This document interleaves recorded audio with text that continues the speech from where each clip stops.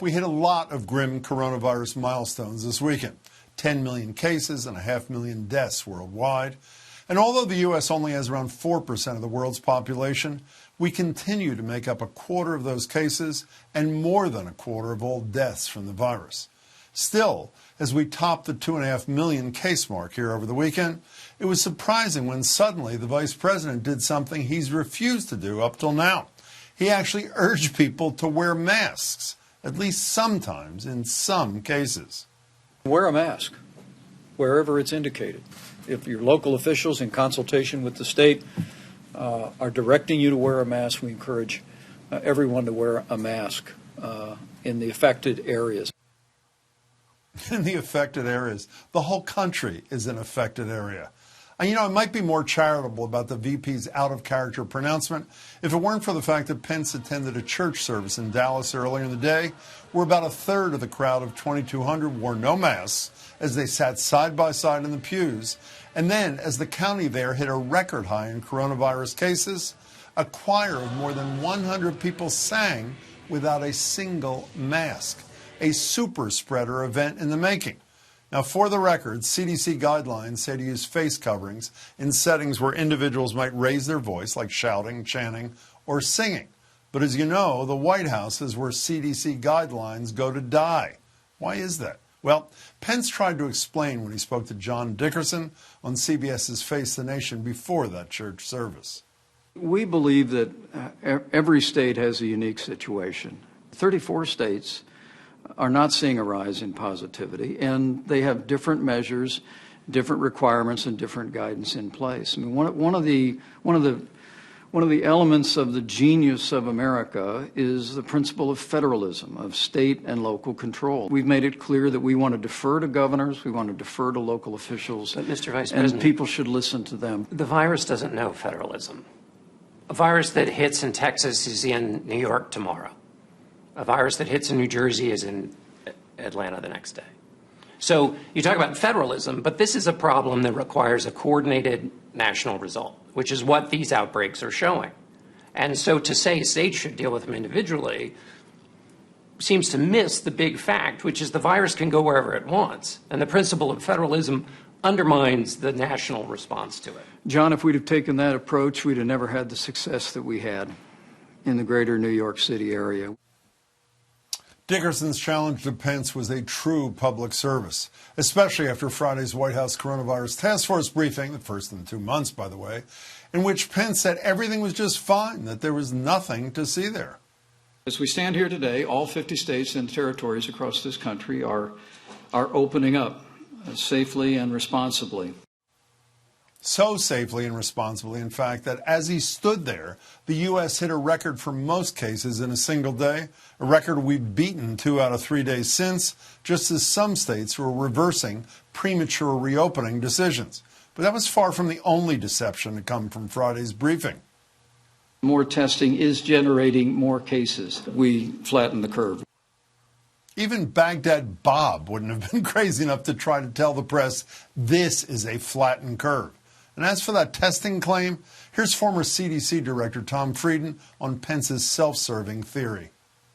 As a doctor, a scientist, an epidemiologist, I can tell you with 100% certainty that in most states where you're seeing an increase, it is a real increase. It is not more tests, it is more spread of the virus. If you open when cases are still increasing, as many states did, it's like leaning into a left hook. You're going to get hit hard, and that's what's happening. That's exactly what's happening. So now we're seeing forecasts of more than 179,000 deaths from coronavirus in the U.S. by October 1st, an estimate that falls by 33,000 if 95% of us do one simple thing, wear a mask. Can you imagine if there was a medicine that would save 33,000 lives in just 3 months' time, and the federal government told you, take it if you want or not? And all because this guy somehow sees a mask as a sign of weakness or a political statement against him, leading to ridiculous explanations like these from his VP as to why the administration is continuing to push large rallies with a take-it-or-leave-it mask policy. Freedom of speech and the right to peaceably assemble is enshrined in the Constitution of the United States.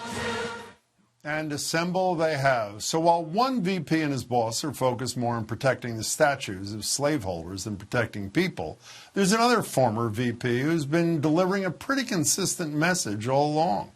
These masks make a gigantic difference. I would insist that everybody on public be wearing that mask.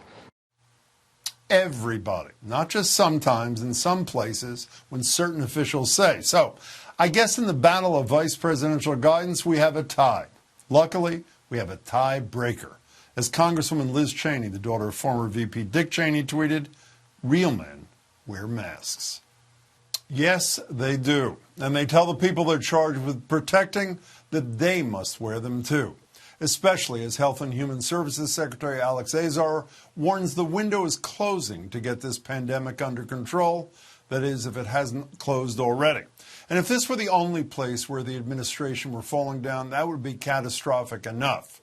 But now, there's the report out of the New York Times claiming U.S. officials have known for months that a Russian military intelligence unit secretly offered bounties to Taliban-linked militants for killing coalition forces in Afghanistan, including targeting American troops. The report says Trump was briefed about it at a meeting in late March, but via Twitter, the president denied that he was ever briefed on what he called the so-called attacks, adding, "Nobody's been tougher on Russia than the Trump administration," a response former National Security Advisor John Bolton says tells you all you need to know. The fact that the president feels compelled to tweet about the news story here shows that what his fundamental focus is not the security of our forces, but whether he looks like he wasn't paying attention. So he's saying, well, nobody told me, therefore you can't blame me. The Washington Post is also reporting that intelligence officials believe several U.S. service members were killed as a result of these bounties. And in response, this ad was released over the weekend. Now we know Vladimir Putin pays a bounty for the murder of American soldiers. Donald Trump knows too and does nothing. Instead of condemnation, he insists Russia be treated as our equal. Instead of retaliation, he invites Putin to America. When Trump tells you he stands by the troops, he's right. Just not our troops. That spot doesn't come from the Biden campaign or any Democratic super PAC, but rather from the Lincoln Project, a political action committee formed last year by a group of prominent Republicans and former Republicans working to ensure that Biden beats Trump in the fall. I'm joined now by one of the people the president calls loser types. Jennifer Horn is former chair of the New Hampshire Republican Party and one of the co-founders of the Lincoln Project. Jennifer, it's good to see you again. It's always good to see you, Jim. Thanks for having me. Who are all these loser types? Who are the people who are behind the formation of your group? I'm so proud of all these losers. I've got to tell you, it's, we started out as a small group of Republicans and former Republicans who felt like we were called, by a historic moment in which our nation was living to do the right thing, to stand up and put country over party. And in the months since we formed, we have become a movement that is millions strong. And each time we put one of these ads out and these ads get on the air, our message about this president is getting further and further out there. And by the way, it includes former Bush people, both Bushes, yeah. I should say, former Bush people, McCain people. McCain people, Bush people, Romney people, folks who represent the full spectrum of republicanism and the right-leaning independents. The most important thing to talk about, though, Jim, is that ad that you just highlighted. What we've learned over the weekend about this president. We all knew he was incompetent. We all knew he was narcissistic. We all knew he was intellectually lacking. It wasn't until this weekend, when multiple sources have now reported on this story, that we learned that Donald Trump is a traitor to the flag. He is a traitor to every service member, every person who's ever served in the United States military. He is a traitor to people like myself, every Marine mom, every Navy mom, every Army mom. It is. I don't know how to express the depth of my anger over this story. You know, in addition, that's one of the toughest hitting ads I've ever seen. I don't know if you saw Preet Bharara, the former U.S. Attorney for the Southern District of New York, tweeted, "I'm not running for anything, but if I were, I would hire all the people from the Lincoln Project immediately."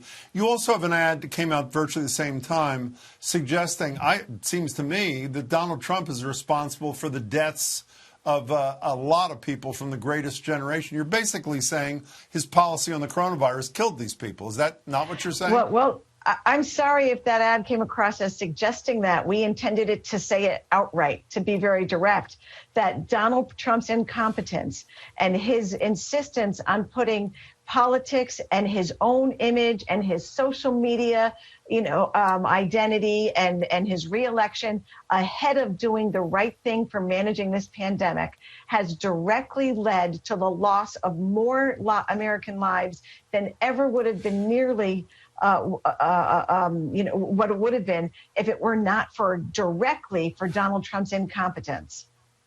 Have you ever voted for a Democrat, Jennifer? Not yet.